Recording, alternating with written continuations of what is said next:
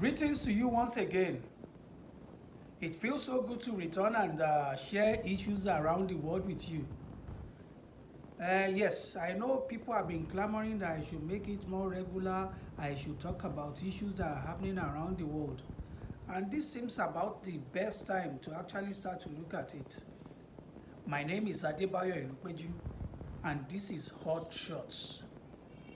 Many of you would expect that today I will be talking more about Nigeria. Yes, I will mention Nigeria for a bit, but we have to start to look at humanity in general because things are happening everywhere.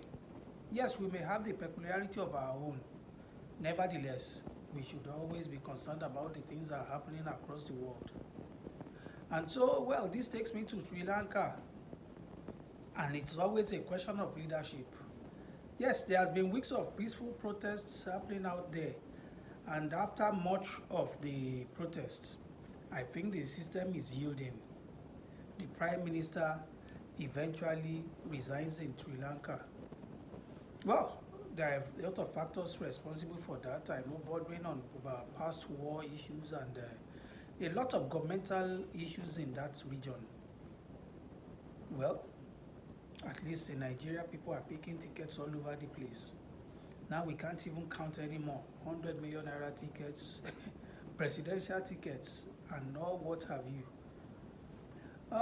Well, Africa again, attention is shifting to Mali because they have some numbers of Russian mercenaries, and experts are afraid that we may get a backlash from that. But if you ask me, if you really look at it, Russian mercenaries have always been on African soil. And so is it because we have Russia-Ukraine crisis that we are afraid of the backlash? Or is there another mate to the story?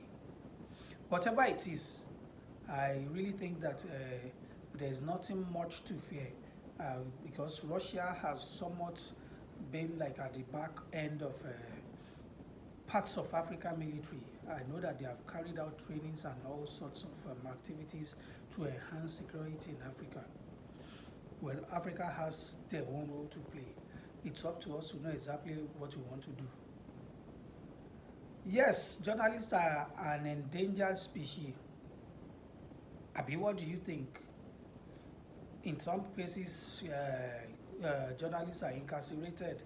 They are locked for a very long time for no just cause. Probably they have reported something about the government of the day in one country or the other.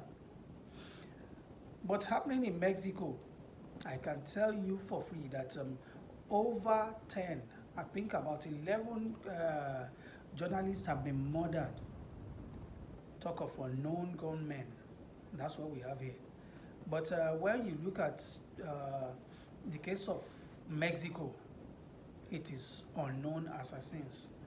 Only recently, 2 other journalists were gruesomely murdered in their vehicle as they come out of a shopping mall in Mexico. How long are we going to continue like this in the world? You cannot fight for your rights. You cannot talk about right things. You cannot do anything except you join the League of the Bad Ones. How long are we going to continue like this? You don't even have a right to peaceful protests. Well, as citizens of the world, we have a job to do, and I think we should start to do the job.